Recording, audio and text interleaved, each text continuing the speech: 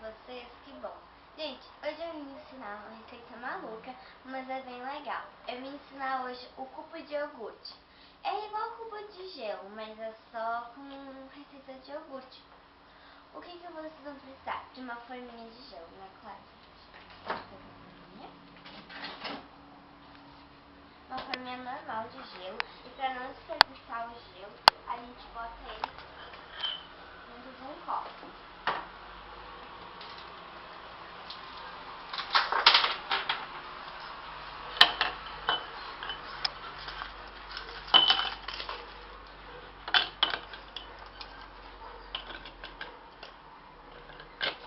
Prontinho. Está aqui. E aí a gente pode tomar depois a água, dividir em outro copo. A forminha está aqui.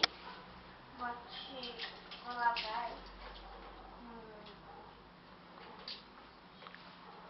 Deixei a forminha e pego o iogurte.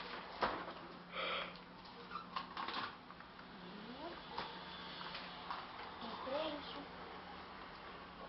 É bem fácil de fazer e bem legal, gente.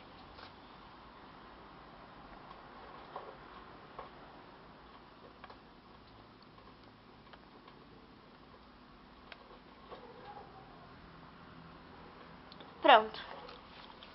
Agora aqui está. Vamos colocar no congelador. Ó.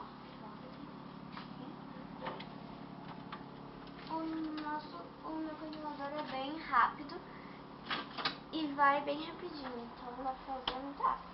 E depois de 2 horas, conforme o que dá na sua geladeira, que congela, já dá. Já tá pronto. Deve estar uma delícia.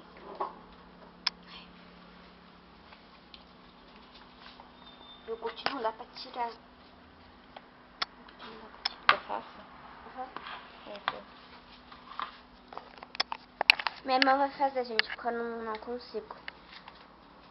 Tá duro. Ó, consegui, obrigada. Não sei se vai sair. Acho que vai.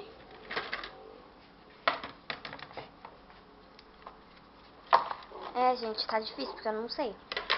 Saiu! Olha, gente, que bonitinho! Saiu, agora vamos experimentar? Não sei se vai dar.